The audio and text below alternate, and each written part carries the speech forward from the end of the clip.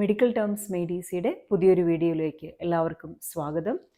ഇന്ന് നമ്മൾ പുതിയൊരു ചാപ്റ്റർ തുടങ്ങുകയാണ്, ഹ്യൂമൻ ബോഡി. ഹ്യൂമൻ ബോഡിയിൽ ആദ്യത്തെ ടോപ്പിക്കാണ്, ഫസ്റ്റ് വീഡിയോ ആണ്. ആദ്യത്തെ ടോപ്പിക്കാണ് ലെവൽസ് ഓഫ് ഓർഗനൈസേഷൻ എന്ന് പറയും. അതായത് നമ്മൾ ഹ്യൂമൻ ബോഡിയെ പറ്റി പഠിക്കണമെങ്കിൽ, പ്രത്യേകിച്ച് ഹ്യൂമൻ ബോഡിയുടെ സ്ട്രക്ചർ പഠിക്കണമെങ്കിൽ നമ്മൾ ഈ ലെവൽസ് ഓഫ് ഓർഗനൈസേഷൻ മനസ്സിലാക്കിയിരിക്കണം.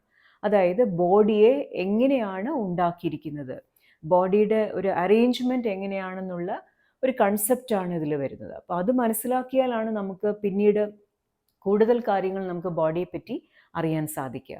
അപ്പോൾ ഏതൊക്കെയാണ് ഈ ലെവൽസ് ഓഫ് ഓർഗനൈസേഷൻ, ബോഡിയെ എങ്ങനെയാണ് അറേഞ്ച് ചെയ്തിരിക്കുന്നത് എന്ന് നമുക്ക് നോക്കാം. ബേസിക്കലി 5 ലെവൽസ് ഓഫ് ഓർഗനൈസേഷനിലായിട്ടാണ് നമ്മുടെ ബോഡിയെ ഉണ്ടാക്കിയിരിക്കുന്നത്.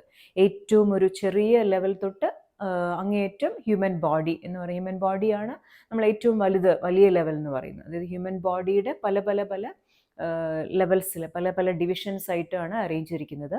അതിലേറ്റവും ചെറിയ ലെവൽ എന്ന് പറയുന്നതാണ് സെൽസ്.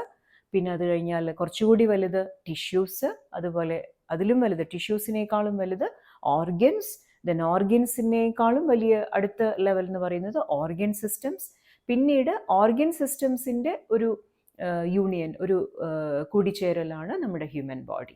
അപ്പോൾ അങ്ങനെ ഏറ്റവും ചെറുതിൽ നിന്ന് ഏറ്റവും വലുത് വരെ. അപ്പോൾ അത് നമ്മൾ മനസ്സിലാക്കുമ്പോൾ നമുക്ക് കുറച്ചുകൂടി കൃത്യമായിട്ട് ഇപ്പോൾ ബോഡിയിലെ ഒരു ഓർഗൻ എന്താണ്, അല്ലെങ്കിൽ സെൽ എന്താണ്, ടിഷ്യൂ എന്ന് പറയുന്നത് എന്തിനെ പറ്റിയാണ് എന്നൊക്കെ നമുക്ക് കൃത്യമായ ഒരു ഐഡിയ കിട്ടും. അപ്പോൾ അതിനാണ് നമ്മളിത് പഠിക്കുന്നത്. സോ നമുക്ക് ഇതിലേക്ക് വരാം. സോ ഏറ്റവും ചെറിയ ലെവൽ എന്ന് പറയുന്നത് സെൽസ് ആണ്. ആക്ച്വലി നമുക്ക് വേണമെങ്കിൽ സെൽസിനേക്കാളും ചെറിയ യൂണിറ്റിലേക്ക് പോവാം, പക്ഷേ നമുക്ക് അനാറ്റമിയിൽ ഒരു ഇതിൽ വരുമ്പോൾ നമുക്ക് സെൽസ് തൊട്ട് തന്നെ തുടങ്ങിയാൽ മതിയാവും. സോ ഏറ്റവും ചെറിയ യൂണിറ്റ് എന്ന് പറയുന്നത് സെൽസ്. കാരണം നമ്മുടെ ബോഡിയിൽ എവിടെ നോക്കിയാലും അവിടെ എല്ലാം ഉണ്ടാക്കിയിരിക്കുന്നത് സെല്ലുകളെ കൊണ്ടാണ്. സെല്ലുകളാണ് നമ്മളുടെ ബിൽഡിംഗ് ബ്ലോക്സ് എന്ന് പറയാം. സെല്ലുകൾ കൊണ്ടാണ് ഉണ്ടാക്കിയിരിക്കുന്നത്. മാത്രമല്ല നമ്മുടെ ബോഡിയിൽ എന്ത് ഫങ്ഷൻസ് നടക്കുന്നു എന്ന് പറഞ്ഞാലും അത് ശരിക്കും സെല്ലിലാണ്. നമ്മൾ സെല്ലിൽ നടക്കുന്നത് കൊണ്ടാണ് നമ്മൾ ബോഡിയിൽ എന്ന് പറയുന്നത്. വാട്ടെവർ അതിപ്പോൾ എന്ത് കെമിക്കൽ റിയാക്ഷൻസ്, മെറ്റബോളിസം, ഇതൊക്കെ നമ്മുടെ ഓരോ സെല്ലിലും നടക്കുന്നു. അതുകൊണ്ട് അത് ഹ്യൂമൻ ബോഡിയിലും നടക്കുന്നു. ഇങ്ങനെ ബോഡിയുടെ ഒരു സ്ട്രക്ചറൽ ആയിട്ടുള്ള യൂണിറ്റായ എന്ന് പറഞ്ഞാലും, അതുപോലെ ഫങ്ഷണൽ ആയിട്ടുള്ള യൂണിറ്റ് എന്ന് പറഞ്ഞാലും അത് സെല്ലാണ്. അപ്പോൾ മാത്രമല്ല നമ്മുടെ ബോഡിയിൽ പലതരം സെല്ലുകളുണ്ട് എന്നുള്ളതാണ് ഏറ്റവും പ്രധാനപ്പെട്ടൊരു കാര്യം. എല്ലാ സെല്ലുകളും ഒരുപോലെ ഇരിക്കില്ല ഒരിക്കലും. കാരണം ഓരോ സെല്ലിനും ചെയ്യാനുള്ള ജോലികൾ അനുസരിച്ച് അവർ പല ടൈപ്സ് ഉണ്ടാവും. ഫോർ എക്സാമ്പിൾ ഇപ്പോൾ മസിൽ സെൽ എന്ന് പറഞ്ഞാൽ അത് മറ്റ് സെല്ലുകളുമായിട്ട് മസിൽ സെല്ലിന് സിമിലാരിറ്റികൾ ഉണ്ടെങ്കിലും കൂടുതൽ ഡിഫറൻസസ് ആണുള്ളത്. കാരണം മസിൽ സെല്ലിന് ഒരു പ്രത്യേക നീളത്തിലുള്ള ഒരു ഷേപ്പാണുള്ളത്. എന്നാലാണ് മസിൽ സെല്ലിന് അതിൻ്റെ ജോലി, അത് മൂവ് ചെയ്യാനായിട്ട് ഒരു ഭാഗത്ത് മൂവ്മെൻ്റ് ഉണ്ടാക്കുകയാണ് മസിൽ സെല്ലിൻ്റെ ജോലി. അപ്പോൾ ആ മസിൽ സെൽ എന്താ ചെയ്യുക, കൺട്രാക്ട് ചെയ്യാനും അതുപോലെ അത് റിലാക്സ് ചെയ്യാനും ഒക്കെ അതിന് കഴിയണം.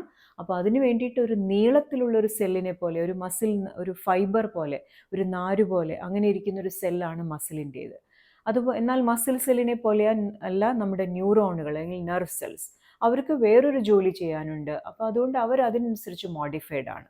അപ്പോൾ എപ്പോഴും ഓർക്കേണ്ട ഒരു കാര്യം, സെല്ലുകൾ ഒരേ സമയം തമ്മിൽ സിമിലാരിറ്റീസ് ഉണ്ട് എന്നുള്ളത് കൂടാതെ അവർ ഡിഫറൻറ്റുമാണ്. ബിക്കോസ് അവർക്ക് പല ഡിഫറൻ്റ് ആയിട്ടിരുന്നാലേ പറ്റുകയുള്ളൂ. എന്നാലാണ് അവർക്ക് ഓരോരോ ജോലികൾ, അവരുടേതായ ജോലികൾ ചെയ്യാൻ സാധിക്കുകയുള്ളൂ. എന്നാൽ ഇവർക്കൊക്കെ സിമിലാരിറ്റി ഉണ്ട്. കാരണം നമുക്കറിയാമല്ലോ, ഓൾമോസ്റ്റ് എല്ലാ സെല്ലുകൾക്കും ന്യൂക്ലിയസ് ഉണ്ട്, സെൽ മെംബ്രെയിൻ ഉണ്ട്, സൈറ്റോപ്ലാസം ഉണ്ട്. ഇതൊക്കെയാണ് സെല്ലുകൾ തമ്മിലുള്ള സിമിലാരിറ്റീസ്. എന്നാൽ സെല്ലുകൾ ഡിഫറൻറ്റുമാണ്. അപ്പോൾ ഇത്രയുമാണ് നമ്മുടെ സെല്ലുകളെ പറ്റി. സെല്ലുകൾ എപ്പോഴും നമ്മുടെ ഫണ്ടമെൻ്റൽ യൂണിറ്റ്സ് ആണ്, ബിൽഡിംഗ് ബ്ലോക്സ് ആണ്.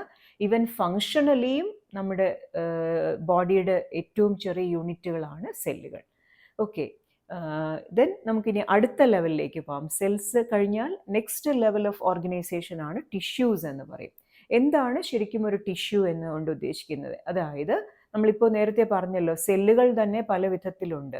മസിൽ സെൽസ്, അല്ലെങ്കിൽ നെർവ് സെൽസ്, അല്ലെങ്കിൽ ബോൺ സെൽസ്, അതുപോലെ ബ്ലഡിൻ്റെ സെല്ലുകൾ. ഇങ്ങനെ പലതരം സെല്ലുകൾ നമ്മുടെ ബോഡിയിലുണ്ട്. ഓരോരുത്തർക്കും ഓരോ ജോലിയുമുണ്ട്.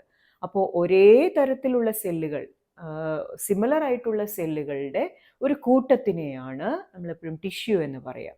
ഫോർ എക്സാമ്പിൾ, ഇപ്പോൾ മസിൽ സെല്ലുകൾ കൂടി ചേർന്നാൽ അത് മസിൽ ടിഷ്യൂ ആയി.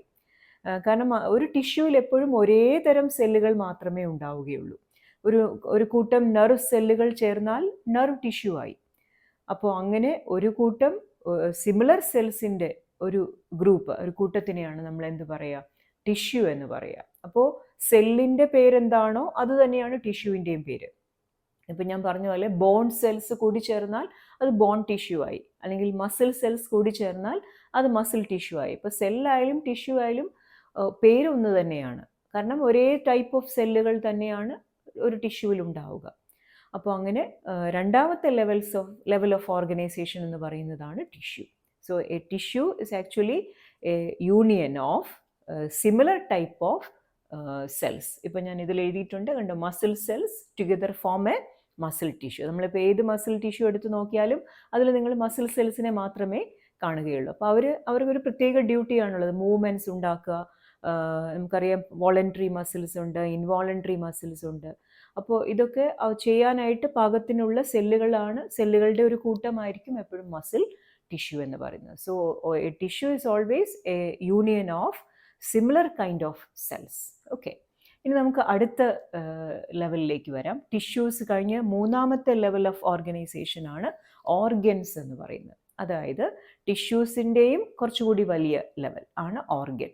ഇപ്പം നമുക്കറിയാമല്ലോ, നമ്മുടെ ബോഡിയിലെ ഓർഗൻസിന് എക്സാമ്പിൾ എടുത്താൽ ഇപ്പോൾ ലിവർ ഉണ്ട്, ഹാർട്ട് ഉണ്ട്, അല്ലെങ്കിൽ സ്കിന്നുണ്ട്, അല്ലെങ്കിൽ കിഡ്നി ഉണ്ട്, ഇതെല്ലാം ലങ്സ് ഉണ്ട്. ഇവരൊക്കെ ഓർഗൻസ് ആണ്. എന്താണ് ശരിക്കും ഒരു ഓർഗൻ എന്ന് പറയുന്നത്? ഒരു കൂട്ടം ടിഷ്യൂസിൻ്റെ ഒരു കളക്ഷൻ. പക്ഷേ ഈ ടിഷ്യൂസൊക്കെ പല തരത്തിലുള്ളതായിരിക്കും എന്നുള്ളതാണ്. അതായത് ഇപ്പോൾ ഒരു ഡിഫറെൻ്റ് ആയിട്ടുള്ള കുറേ ടിഷ്യൂസ് ഒന്നിച്ചുകൂടി ഇരിക്കുന്നതാണ് ശരിക്കും ഓർഗൻ. ഡിഫറെൻറ്റ് ടിഷ്യൂസ് ആയിരിക്കും എപ്പോഴും. അതായത് ഞാനിപ്പോൾ ഒരു എക്സാമ്പിൾ പറയാം. നമ്മുടെ സ്റ്റൊമക്ക് ഒരു ഓർഗനാണ്. സോ സ്റ്റൊമക്ക് എന്ന് പറഞ്ഞാൽ ഒരു ബാഗ് പോലെ, ഒരു മസിൽ ബാഗ് പോലത്തെ ഒരു ഓർഗൻ. അതിനകത്തൊരു ക്യാവിറ്റി ഉണ്ട്, ഫുഡിന് ഇരിക്കാനുള്ളൊരു ക്യാവിറ്റി, അല്ലെ ഫുഡ് കടന്നു പോകുന്ന ഒരു ക്യാവിറ്റി, പിന്നെ അതിൻ്റെ ഒരു ഭിത്തി. അപ്പോൾ ഈ സ്റ്റൊമക്ക് ഒരു ഓർഗൻ ആയതുകൊണ്ട് തന്നെ ഡിഫറെൻറ്റ് ടൈപ്സ് ഓഫ് ടിഷ്യൂസിനെ കൊണ്ടാണ് ഈ സ്റ്റൊമക്ക് ഉണ്ടാക്കിയിരിക്കുക.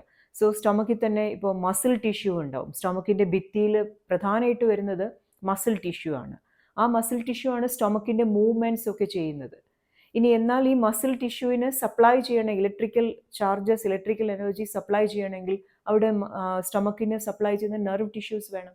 ആ നെർവ് ടിഷ്യൂസിൽ കൂടി ഇലക്ട്രിക്കൽ ഇമ്പൾസസ് വന്നാലാണ് ഈ സ്റ്റൊമക്കിൻ്റെ മസിലിന് മൂവ് ചെയ്യാൻ പറ്റുക, അതിനുള്ള സ്റ്റിമുലേഷൻ കിട്ടുക. അപ്പോൾ അവിടെ ഈ മസിൽ ടിഷ്യൂവിനെ കൂടാതെ സ്റ്റൊമക്കിൽ നെർവ് ടിഷ്യൂസ് ഉണ്ട്.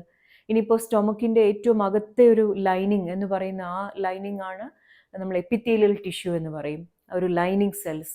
ആ എപ്പിത്തീലിയൽ ടിഷ്യൂ ആണ് ശരിക്കും സ്റ്റൊമക്കിൻ്റെ ഡൈജസ്റ്റീവ് ജ്യൂസസ് ഒക്കെ ഉണ്ടാക്കുന്നത്. നമുക്കറിയാമല്ലോ, പെപ്സിൻ, ഹൈഡ്രോക്ലോറിക് ആസിഡ്, ഇതൊക്കെ ഉണ്ടാക്കുന്നത്, ആ സെക്രീഷൻസ് ഒക്കെ ചെയ്യുന്നത് എപ്പോഴും സ്റ്റൊമക്കിൻ്റെ ഏറ്റവും അകത്തിരിക്കുന്ന ലൈനിങ് ആയിട്ടുള്ള എപ്പിത്തീലിയൽ ടിഷ്യൂ ആണ്.